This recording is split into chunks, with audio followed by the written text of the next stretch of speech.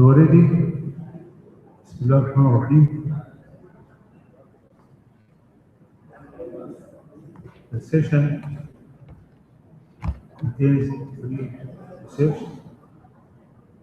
The first one named the impact of political system on the adoption of IPSA as an international public organization, presented by Salma Damas from Tunisia.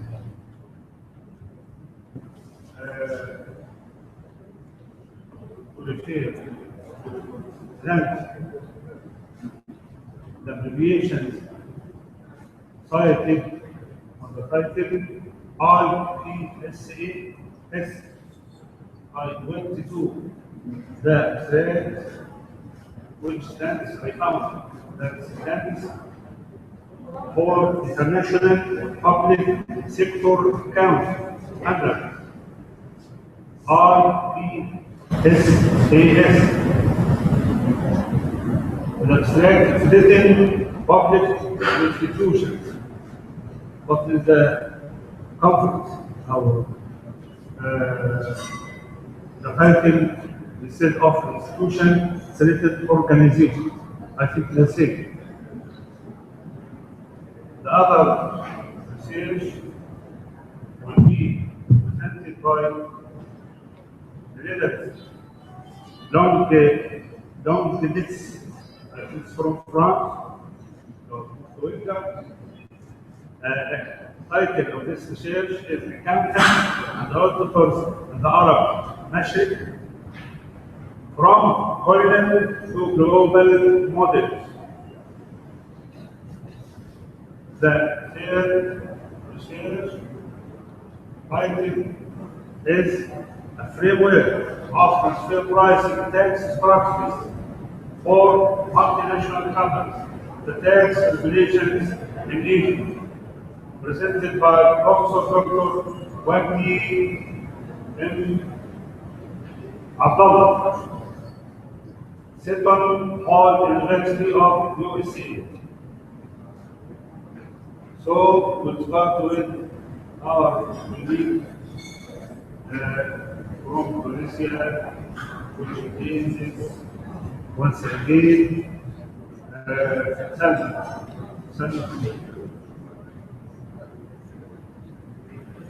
So you are Ahmed? Okay, go ahead.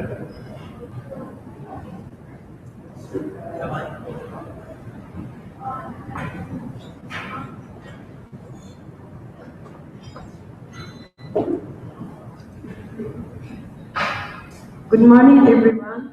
I'm pleased to be here to present our research paper entitled The Impact of the Political System on the Adoption of IPSAS by International Public Organizations. This research has been elaborated by my dear professor, Ms. Salma Damakhalidi, and myself, Emil Soti Benafisli. We will start by presenting the plan. First, we will begin introducing international public sector accounting standards.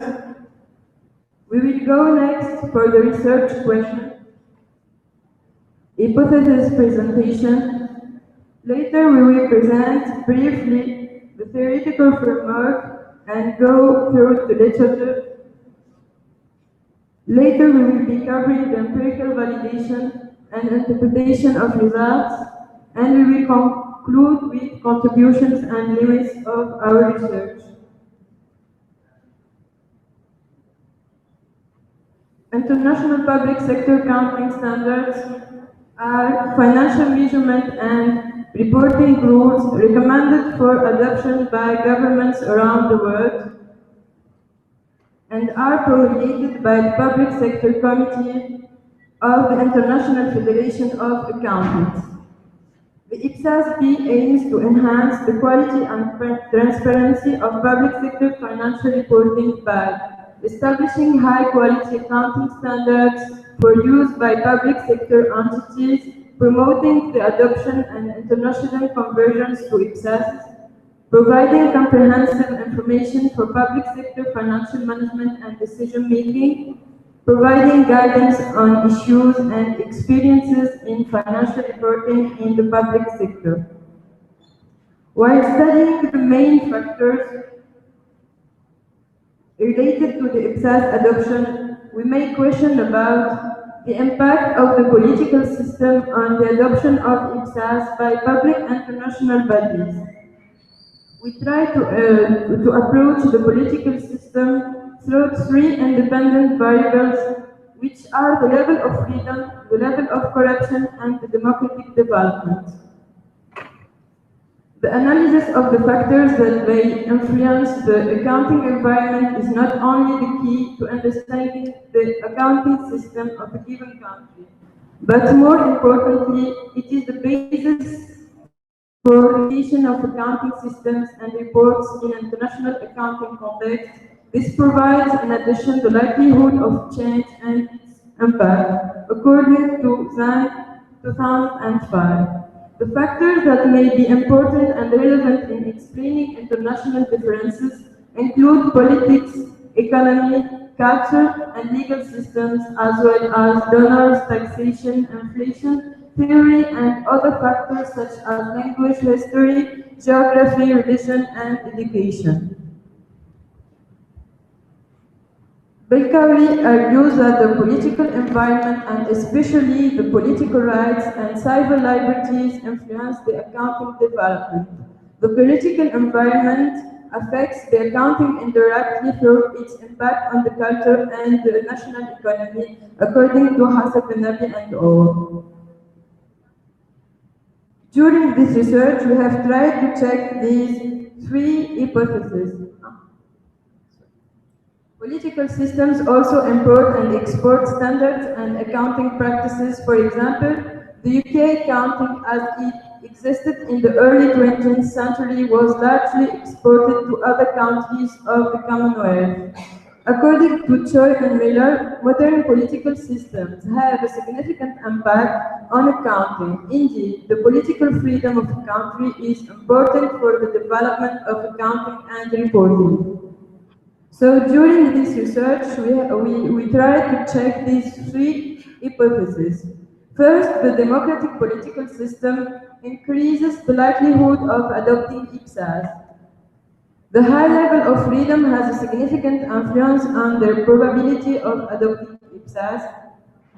And finally, corruption has a significant effect on the probability of adopting IPSAS. Indeed, our research is subscribed in the framework of a new institutional theory. In this context, Jelic and Kwak argues that the institutional systems are open systems that are linked to each other through cross-border interactions between various actor groups. Change processes in accounting charters can be interpreted as results of complex and combined processes of institutionalization, disinstitutionalization, and reinstitutionalization. Actually, Ulas Vita suggests that if the institutionalization forces are strong enough, then they would manage to change, in a particular context, prevailing accounting pattern in a country. According to Davis and North, we can distinguish between institutional environment and institutional arrangements. In fact, while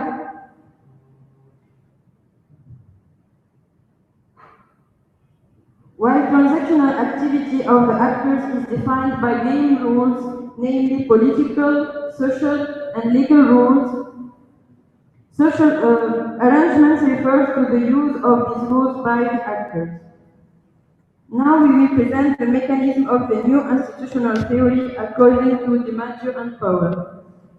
The mechanism of the new institutional theory, which are coercive isomorphism, mimetic isomorphism, and normative isomorphism. The coercive isomorphism results from political influence and legitimacy.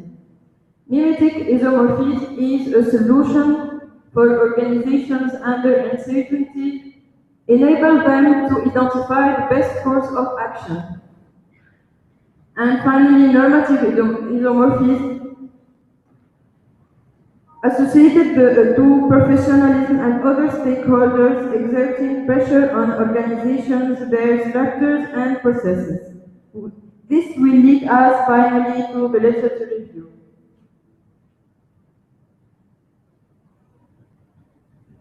In this part, we will present briefly the literature review dealing with the political aspects. According to Rajibo and Gray, to a large extent, accounting is a product of its environment. In other words, it reflects and reinforces the particular characteristics of its national environment. Choi and Miller argues that modern political systems have a significant impact on accounting. On the other hand, Hassan Ben-Nabi and al. 2003 argues that in the democracy and economic reform period, there is more development in the field of accounting. In addition, the political freedom of a country is important for the development of accounting. Also, the nature of the regime, dictatorship or democracy, influences the national culture, which in turn influences both the business and accounting environment.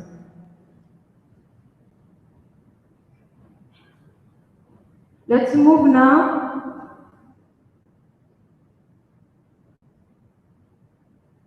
to present the empirical validation and interpretation of results. First, our sample comprises 166 countries categorized by the level of adoption of IPSAS. 27 countries fully adopt IPSAS, more than 60 countries partially adopt these standards, and nearly 80 countries do not adopt any of them at all. The aim of this research is to elaborate, to test the relationship that may exist between the political system and the adoption of IPSAS. So here is the model we are suggesting to do so.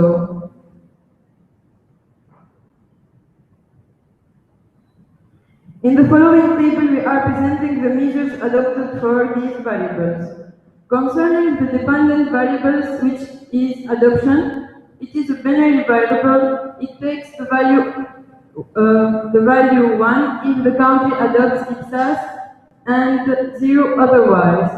Freedom Index from Freedom House takes 0 if the country is at a low level of freedom, 1 if the country is partly free, and 2 if the country is at high level of freedom. Democracy Index, a score between 0 and 10, a score close to 10 implies that the country is democratic. The Corruption Index takes 0 if the country suffers a high level of corruption, 1 if the country suffers a medium level of corruption, 2 if the country suffers a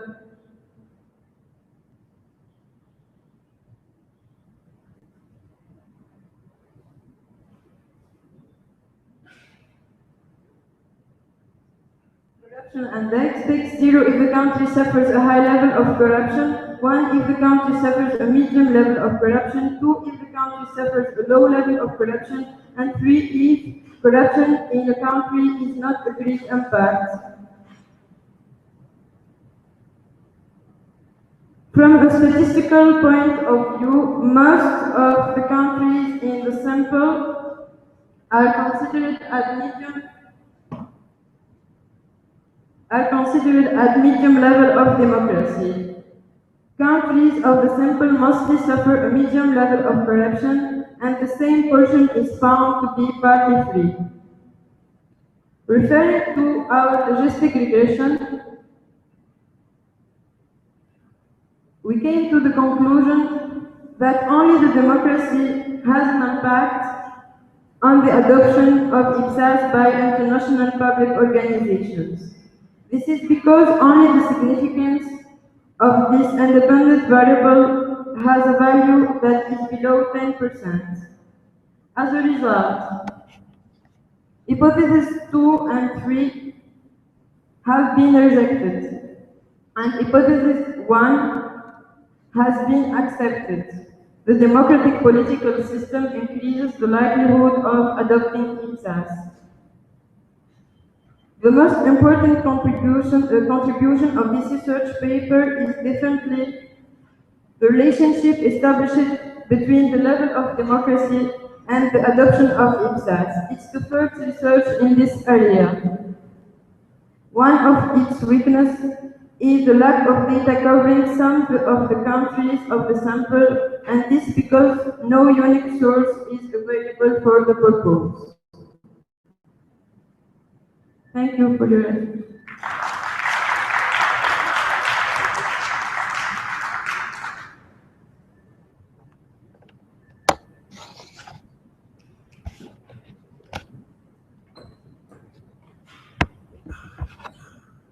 Thank you, Ahmed. You are waiting for you. Any question? Or we postpone it till the end? Okay? Shall we postpone the questions till the end of the research? All of them. Good. Go ahead.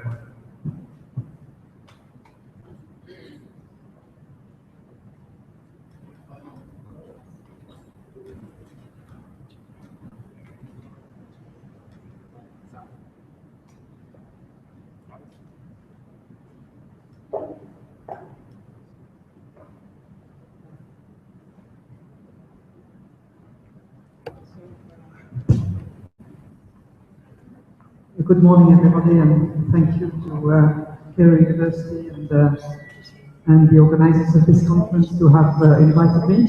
First, I must apologize because I don't like slides, so I have no slide to protect, and so I will impose on you to listen to me, not to look at the board.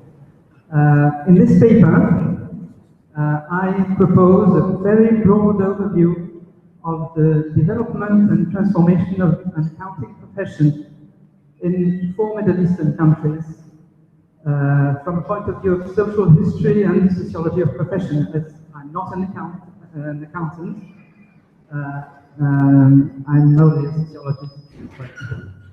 Of course, this will be a very broad paper, but it's based and it relies on previous work with case studies on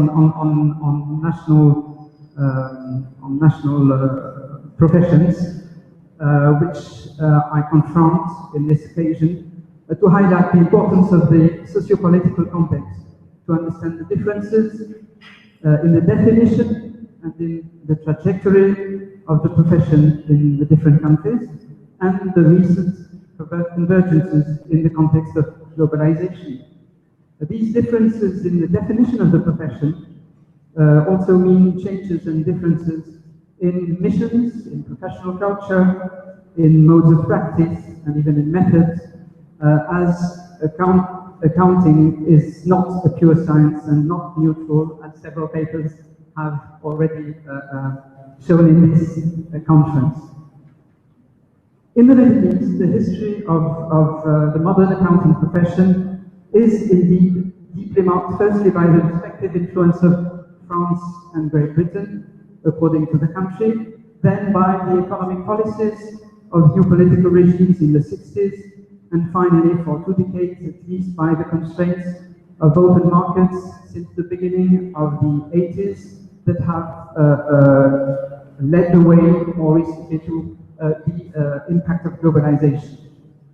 I argue that the comparison and the confrontation between Egypt, Syria, Lebanon, and Jordan interestingly reveals cross-influences and developments, followed by convergences, and professional conflicts whose form is marked by specific legacies.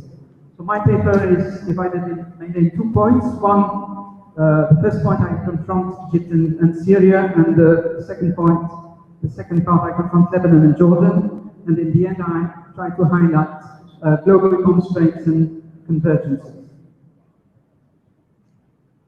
In Egypt, the modern accounting profession is developed earlier than in the other countries, under the influence of Great Britain, and the first professional association of accounting, the Egyptian Association of Accountants and Auditors, was created as soon as 1946. Its board was composed of 7 Englishmen and 9 Egyptians, all of them members of the Institute of Chartered Accountants of England and Wales. The British dominated the profession at that time and the market for accounting services until 1956. In 1955, a union or syndicate of accountants and auditors, the Niqabat al-Hasidin wal-Muraji'in, was created. Membership became mandatory for practice, and the new syndicate supplanted the old Egyptian Society of Accountants and Auditors. In 1956, the profession was definitively nationalized with the expulsion of foreigners. The socialist laws and nationalization of industrial and commercial companies in the 1960s soon transformed the state into the main economic actor. A central accountancy court was assigned the responsibility of public sector finance control and audit of public enterprises and government administration. The activity of private officers declined rapidly.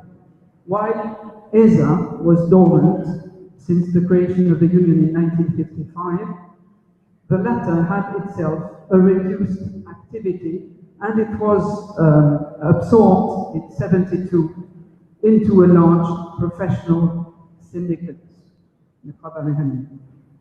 Yet, with the Infitah policy, the issue of necessary independence of accountants in charge of auditing commercial and industrial companies' accounts came back to the fore. In the 1980s, more and more private corporations were created. And following the first structural agreement with the IMF in 1991, a series of reforms were implemented. The transformation of the public sector into public business sector underlined the return to market logic. And by the 1990s, however, by the 1990s, the ESA, Egyptian Society, the old Egyptian Society of Accountants, had resumed service. And it was not until 2002 that branch for independent accountants was recreated. It's still within the Union of Commercial Professions. In the early 2000s, a project for reforming the profession, which gave a prominent role to ESA, elicited a strong reaction on the part of representatives of the national mid-sized firms and of the syndicate. The challenge was twofold. It referred both to the passage of an economic and social model in which the state was the main actor to a neoliberal model where nothing should hinder the freedom of movement of capital, and to the opposition between the model of a national profession and that of global audit firms. In Syria, the Association of Accountants, established in 1958, consisted at that time mainly of independent accountants, but after the seizure of power by the Ba'ath Party in 1963, the 65 nationalizations completely transformed the nature of the Syrian economy. Soon as had happened in Egypt earlier, accounting employees, particularly those of the Ministry of Finance, of Tax Administration, and of the National Audit Board, represented the vast majority of members of the association, and many independent firms closed. Which means that the profession as a free profession survived only on a small scale, with a few mid-sized firms, mainly found in Aleppo. And as I said, the association, the professional association was for several decades dominated by senior officials of the Court of Audit and university professors. In the 80s, though, with the first laws on liberalization, a slight change was felt. In 88, Anderson opened an office in Damascus at the request of Elf Aquitaine, an French oil company. But Anderson's auditors could only audit foreign partners of the firm and had to delegate to a Syrian local office the task of certifying for the state the accounts of a firm working in Syria. It's 20 years later, by 2004, that 3 of the big 5 were already represented with by Syrian professionals as a prelude to the full opening of the Syrian market. A tough battle occurred in the years 2000 within the association, and state employees were forced to hand over the presidency to the representatives of private offices. But as in Egypt, a new divide appeared between nationals and branches of foreign companies' offices, the latter being considered by the former as a threat to the national profession. The case of Lebanon and Jordan is, of course, different, and it's more an issue of competition of models than relation to the state. Lebanon and Jordan never went through a socialist episode. However, the family character of the Lebanese capitalism, combined with French influence, long prevented the institutionalization of a liberal accounting profession. Conversely, the British influence was felt in Jordan, although sometime afterwards, due to the late development of the market economy. The recent convergence of some developments in the accounting profession is all the more interesting to observe, especially with the recent conflicts about so-called non-practicing members or salaried accountants.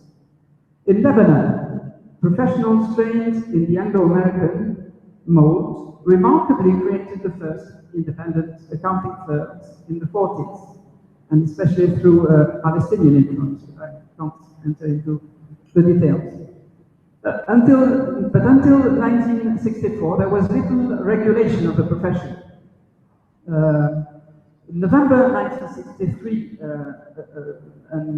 a syndicate, a union of accounting officers, or Syndicat des Cabinets Comptables, was created, and 3 months later, in March 1964, a British-style professional association followed, the Middle East Association of Auditors and Accountants. The MESA membership was composed of a small elite of mainly Anglo-Saxon trained accountants, whilst the syndicate did not impose any condition other than practice for membership, and was composed mainly of accounting technicians trained in French-speaking schools. As a trade union, the syndicate was the only interlocutor recognized by the state and included also members of the MESA.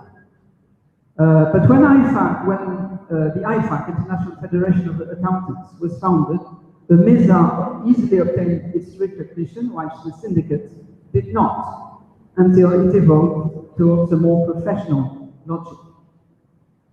Eventually, in 1995, the creation of a new professional association under the name Ordre des Experts Comptables du Liban, or Lebanese Association of Certified Public Accountants, imposed a professional examination and a qualifying period to obtain the license to practice and full membership. Yet, the admission of a large number of non-practitioners, between brackets, which means graduate accountants or certified public accountants employed in the public or private sector, was interpreted by some of the professionals as a form of control of the Ministry of Finance, who was supposed to be their main employer. Actually, they were mostly employed by banks. In my opinion, this also reflected an Anglo-American influenced representation of the profession, but placed more emphasis on the title rather than on independent practice, and on expertise rather than on occupational status. In Jordan, it's only in 1961 that a council of the profession of chartered accountant was established under the aegis of the Court of Audit in charge of issuing the license to practice. The development of the profession was slow because of the relative backwardness of the Jordanian economy, and in the 60s and 70s, several attempts to create a professional association failed. It's only in 1985 that a new law reorganized the profession, redefined the conditions of access and the supervisory bodies, and delegated some missions to a professional association, the Jordanian Association of Certified Public Accountants, JACPA. The higher level of requirement and a more restrictive definition of the profession, primarily structured around audit mission, according to British tradition, probably accounts for the small number of members compared to Lebanon, as this number was 4 times fewer than in Lebanon in the early 2000s for a country of the same size. A reform of the law of the profession in 2003 introduced mandatory membership of the association for internal auditors and financial managers of industrial and commercial companies. At that time, the association not only protested that it was difficult to impose anything on private companies, but its leaders also emphasized the importance of private practice for the profession. But their protest was vain. Today, all 4 countries are today confronted with globalization, which imposes the generalization of standards defined by international bodies, dominated by the big. This supposes a representation of the profession influenced by the dominant practice of the big, characterized by a high level of qualification, extreme specialization, teamwork, professional mobility, with professionals circulating between audit firms, multinational companies, and financial institutions. Everywhere, the reform of the profession is on the agenda of economic and professional actors, and the non-compliance, in brackets again, with international standards is seen as a failure, which reveals the adoption of the values imposed by the financial markets without discussion. In the 4 countries, the professional identity, though, is still based, or the dominant profession identity is still based on the model of the independent professional, which can extend to a certain point to the model of the professional firm, but remains far from the model of the multinational firm, and even more so of the professional employed in industrial or commercial companies. Because of the structure of local markets dominated by small and medium enterprises, the profession is divided between a large segment of independent small professionals who defend the idea of a national profession against the inclusion of foreign professionals, and a small but powerful segment of professionals working for internationalized audit firms, and whose professional legitimacy is still not contested, but who are often seen as representing foreign interests. The professional associations, however, are the zealous promoters of international standardization. No one questions the model of the neoliberal market economy as the basis for a liberal professional model. Fears of globalization seem only to concern the protection of the national profession. It is in a more subtle way the issue of salaried work, which appears to be also a source of conflict and tension. In Jordan, as in Lebanon, despite the historical influence of the British model, independent practice was seen as the noblest form of practice.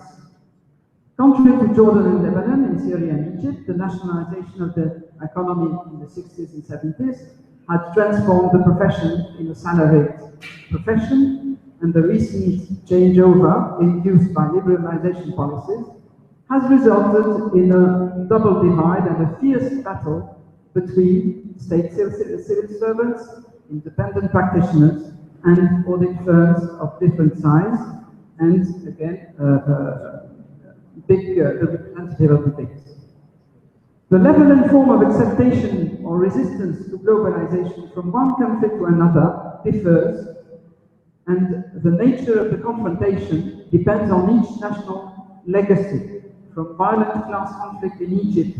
I'm speaking of what I observed in 2005 and 67 when I came to Egypt. Among the accountants, there was really a fierce battle and maybe some of you can speak about it, in the parliament and in the press. So the nature of the confrontation depends on each national legacy, from violent class conflict in Egypt to a much softer confrontation in Lebanon and Jordan. In the case of Syria, the situation might have been somehow intermediate, but of course the present crisis makes it more difficult to decipher. Thank you for your attention.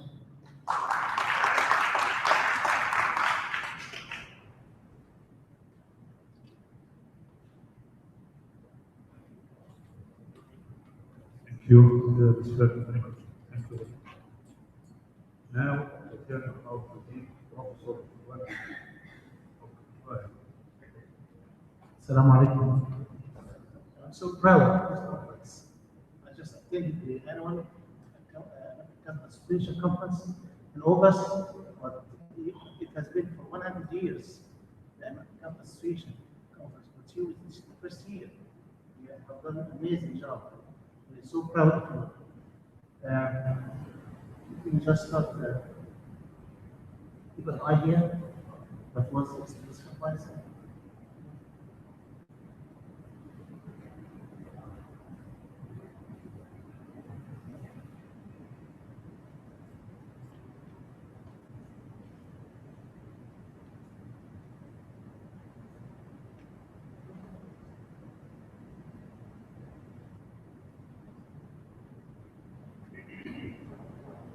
It's not prices like a game.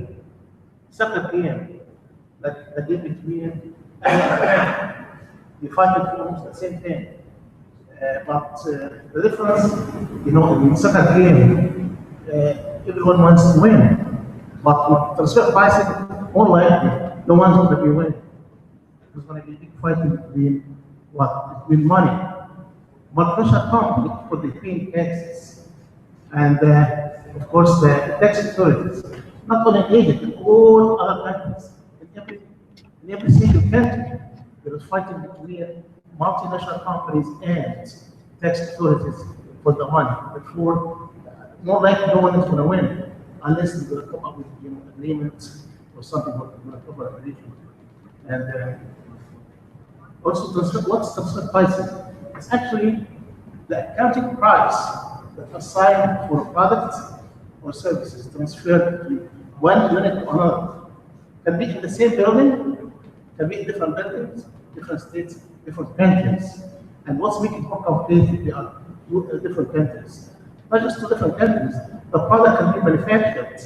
Like for example, in Egypt, labor costs so cheap, production cost would be cheap, and then imported to Europe or other countries, or Japan to be sold at much higher prices. And also can be, again, maybe the product can be in a different country, add different product to it, so in the third country. Now the same company, you'll be dealing with different tax authorities. Not just, income taxes, but remember, product goes from one country to another, with imports, with duties. We have also the foreign exchange rates between US dollar, between euro, between Egyptian pounds, Chinese, and of course you'll notice for the past month, you see one thing happening in Greece or China, what's affecting the stock market. Amazing, people lost billions of dollars, not billions of dollars for the past actually 6 weeks.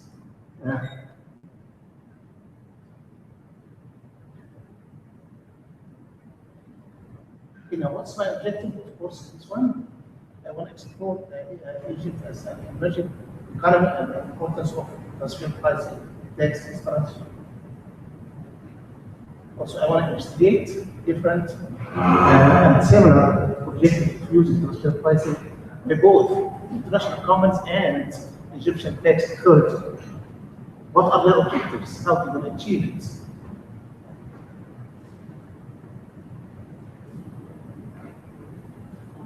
But the third objective is to examine the Egyptian transfer pricing tax regulations and discuss the pros and cons of transfer pricing guidelines. Not just in Egypt, also I touched on other Arab countries, because Egypt started the first country to start making transfer pricing guidelines in both Arabic and English languages. The fourth one, I want to make recommendations to both, Egyptian tax authority and international governments, how to come up with something, make it easy between the two and alleviate any problems. Because transfer pricing, one major part is to encourage foreign companies to come to invest in Egypt.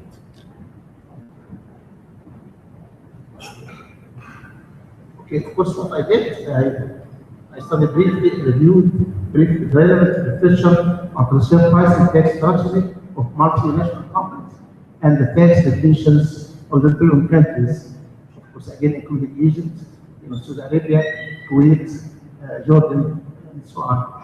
And the present arguments supporting the thorough research leading to immediate research area of transfer pricing in Egypt.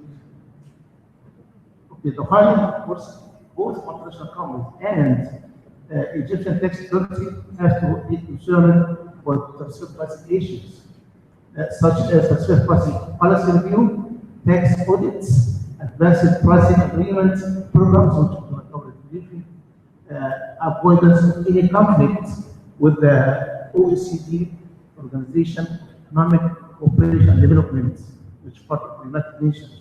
The guidelines, of course, and detailed taxation of intangible assets combined with fair and transparent tax guidelines.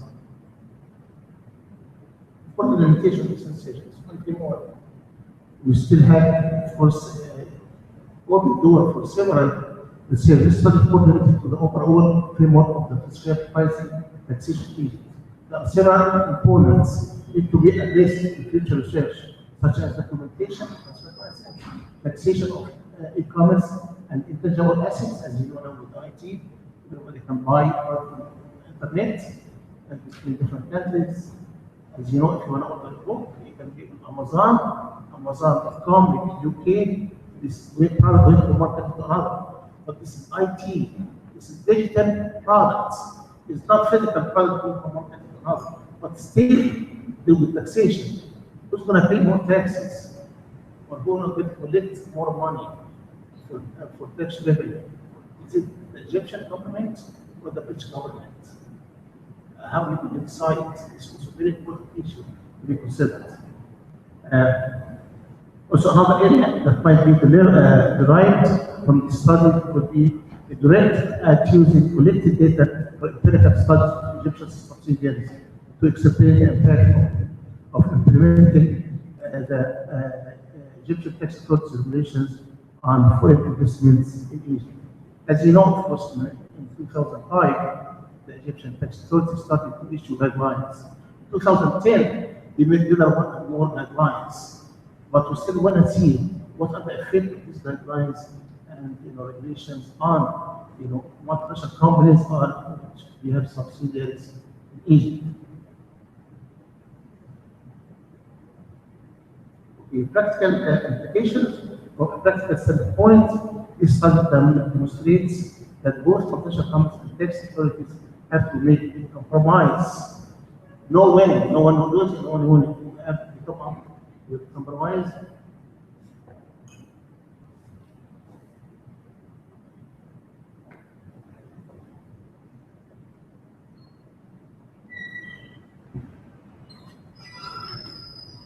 You have to come up with compromise.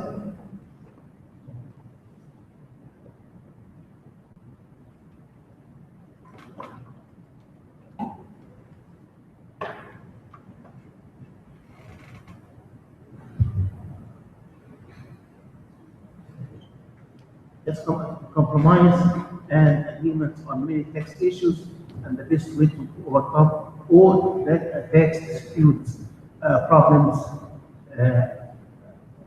Dispute problems, of course, is to use address price agreements, programs, and consistency with the OECD guidelines.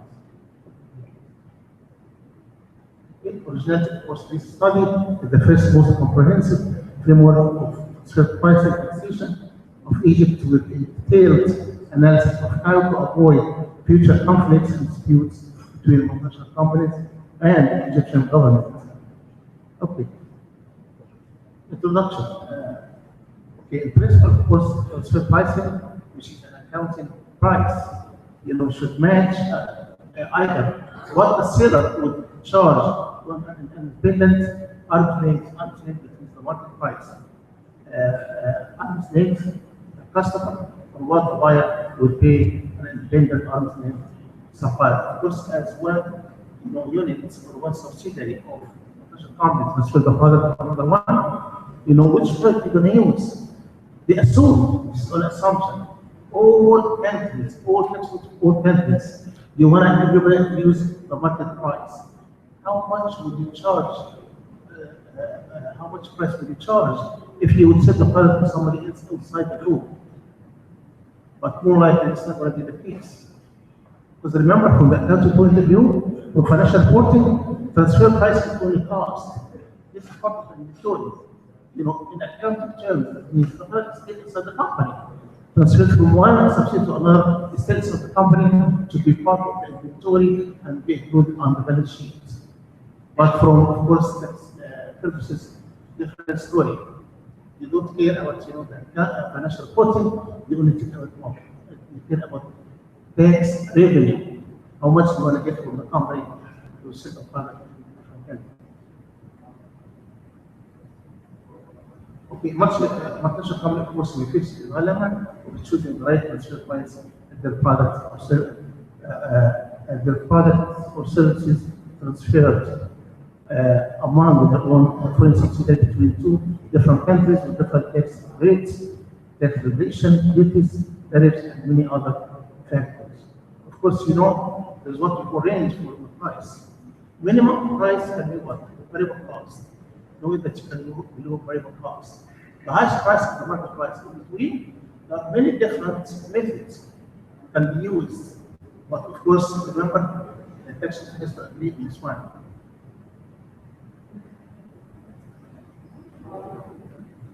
Okay. Of course, governmental tax authorities in Egypt and other countries around the world, especially Egyptian tax authorities, are limited by their geographic boundaries to national border limit, and they have completely different objective of taxing transfer pricing transactions than potential companies have their own objectives.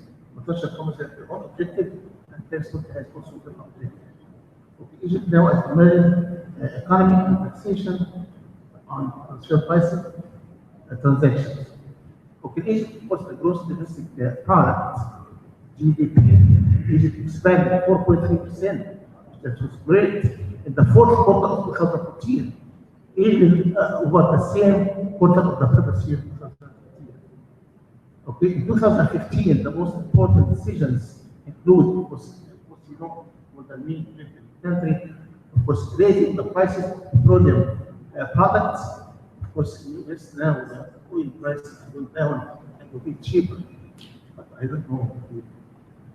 Raising the prices of petroleum products, raising gas and water prices, determining the maximum and the minimum wage, imposing new tax, including new surtax, and also the wealth tax. With the last decades, Egypt has made several changes in its corporate tax system. However, development and implementation of taxation and transfer pricing transactions in Egypt has become the recent focus of both the different experts and the common operating in Egypt.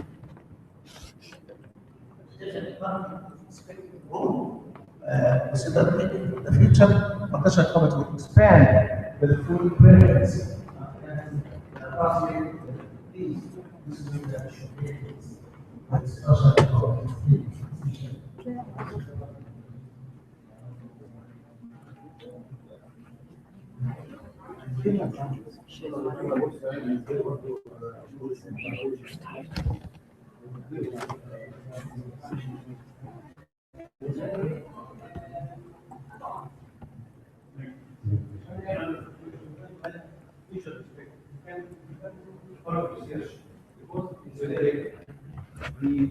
This disclosure for banks is mandatory.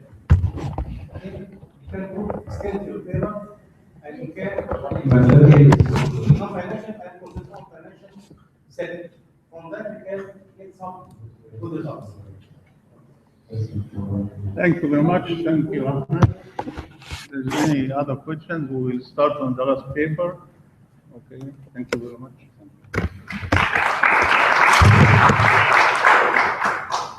The last paper here is about corporate governance development and reform in the UK. Presented by, and you should help me with the name because my Shamala. Shamala? Okay. Go ahead. You have 15 minutes. The my paper is sort of two-stage, and I'm presenting the first stage of the paper, how the corporate governance developed in the UK from 1992 to date, and what I'm divided is into three different stages. The first stage I considered as a community reform stage, where the foundation of the corporate governance codes were developed. It started from capital reform, and it's developed through many stages. And the main aim is, it is like the foundation stage of it, and the aim of this stage is to develop a board structure to the optimal level. It started with 3 non-executive directors, and then it started to develop from 3 to the at least half of the board. Then we go to the towards the combined focus stage from 2003 to 2010. I divided that as a developmental stage because it's moved from the board structure to the core strengthening issues of the board independence and also the risk management within the board. That was the main focus on that. Finally, the corporate governance codes for the UK, they started to develop from 2010 to date, and it has more focus on the sustainability of the corporate governance codes within the UK. Throughout this period, for the compliance for the corporate governance code still remains as a voluntary.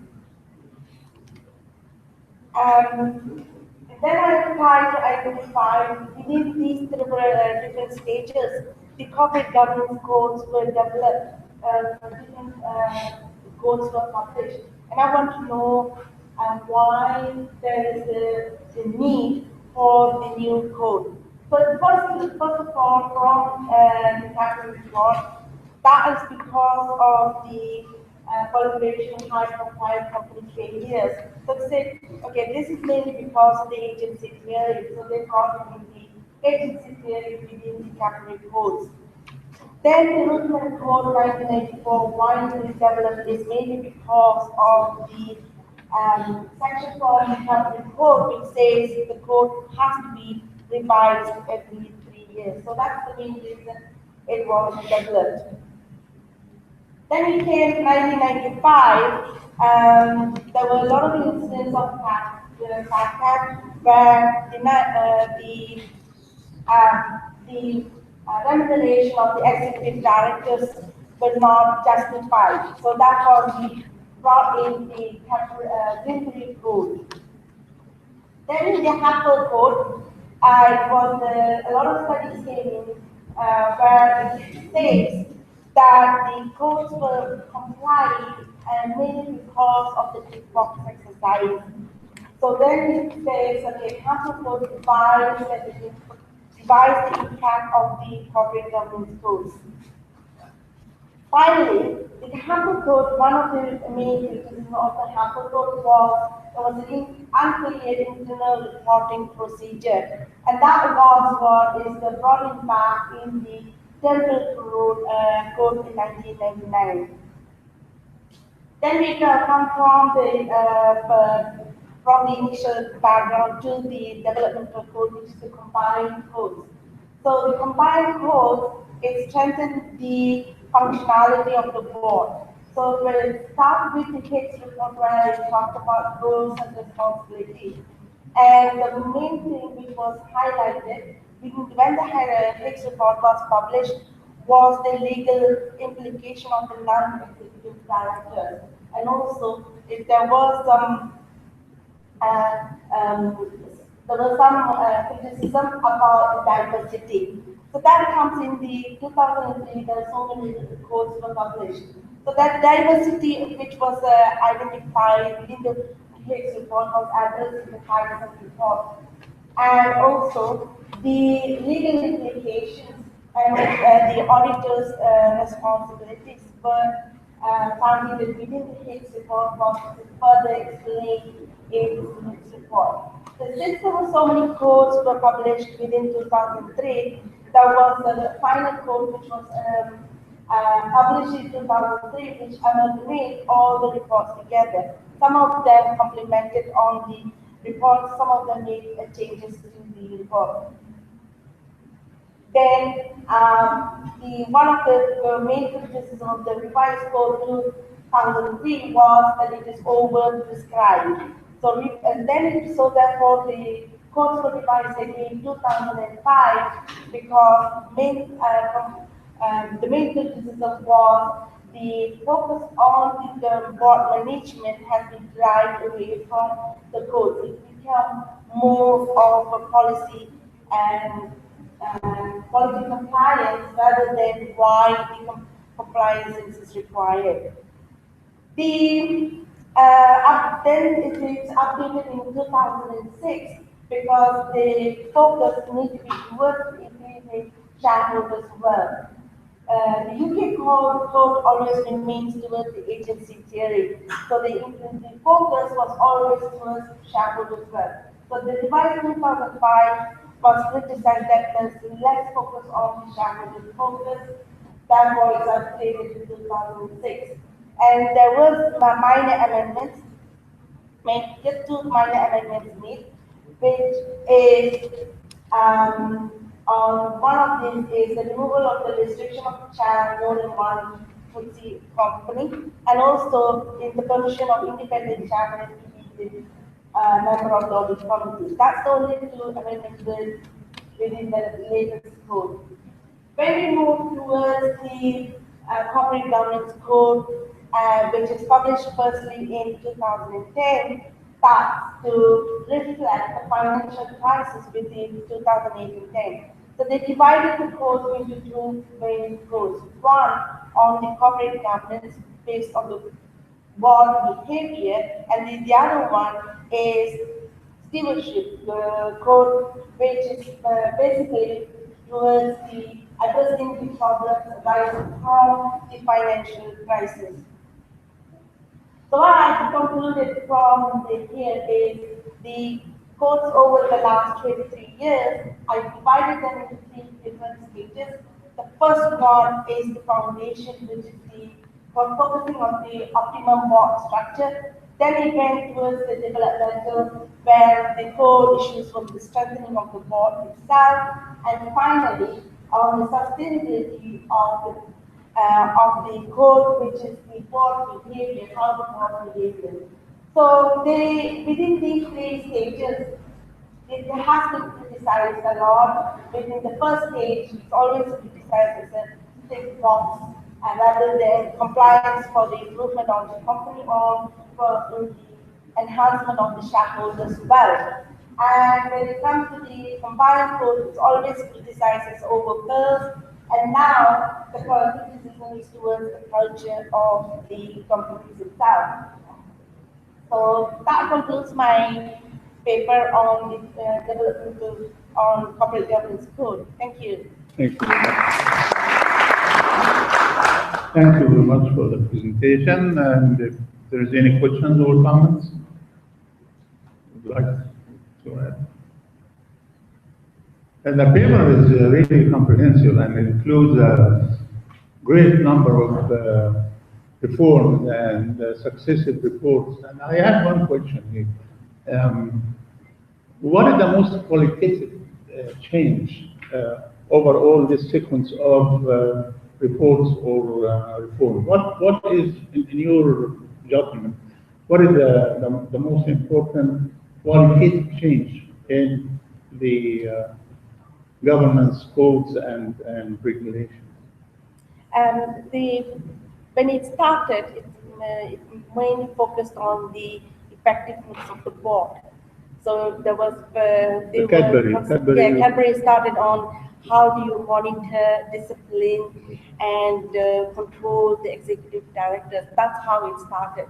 So they said bring in the non-executive directors. That's why I said it's more of a tick box, because at the beginning the independence were not the importance of the independence was not clearly defined up until the Higgs report. So the main quality is how there is the deviation of between the management and control have been in a way amalgamized in a way which bring more focus towards the shareholders' right. You didn't discuss the enforcement of these codes. What is the mechanism of the enforcement of these governance codes? They are always remain as a voluntary. However, in the early stock market doesn't require any. In the late 90s, the London Stock Exchange put a requirement that the companies have to comply with the codes if it wants to be listed in the London Stock Exchange. And with this big number of codes, which one now is effective?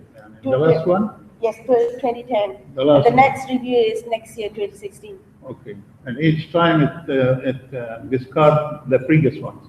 It does. Is that right? It does, correct. Yeah. Is it comply or explain requirement or mandatory requirement? It is a comply or explain requirement how the London Stock Exchange will need to be listed there and it need to be And the idea in the UK, they are the one that started requiring from the companies to disclose things related to corporate governance, starting from the Cadbury report, and they follow the concept of comply or explain. So the checklist is there, and all companies listed in there is changed. As to do something, to say yes, we have these board committees. Or explain why not. No. Then they have to explain why they are, and what are the procedures that they are doing to comply with this. Usually the comply or explain concept, though there is no sanction or there is no penalty obligation, because if you say no, but you are explaining why. But in mature economies and in sophisticated stock markets, a company cannot say, yes, we are in the process of complying, and then the second quarter, yes, we are in the process of complying, and continue like this for many years. But there, if they say, we are in the process of forming, say, compensation committee, and this is a board decree that has been issued on that date, and we are usually within a quarter or 2 quarters, they have to do this. Otherwise, it will harm the company image in the stock market, because they are saying fake things. So a complier explain is a good concept to make people currently doing things, but it is not mandatory, but they do it. Thank you. And this is what we copied in our listing rules here in Egypt, because according to the law, it is the financial supervisory authority responsibility to set the listing rules. Then I said to myself, okay, I want to see what are the corporate governance items that are not covered in Egypt. I find many. including the website, for example, it was not mandatory. Then there was an argument at that time. Do we put it and say all companies has to follow this within 6 months? This will make a problem. Then I decided, no, each quarter there is going to be a new element that has to be there mandatory, but not all of them. But now we have an listing rule apart for the corporate governance requirements, includes many things that are mandatory. Other things still companies are trying to accommodate themselves with the requirements. But here they say we are in the process, and they continue. We are in the process. So each 6 months a new decree comes with a mandatory one. First, it is there, complier explained, then we add one by one as a mandatory. Thank you. I think just like to rush points, they feel that one thing because the common locality by nature are high in this application. In Egypt, and that's why the movement to move from compliance state to mandatory. Egypt is civil law. In civil localities, you cannot have you have to have mandatory requirements because it is low in this application by division. But I will tell you what we do. We write in the decree. Now there is a decree and there is a law that says you have to comply or explain. So in this case, it is a law. It have to follow, but it is not a mandatory. It's the usual way of doing it. Any other questions, comments, complaints, suggestions? Nothing. Thank you very much for your presentation, and thank you for your attendance.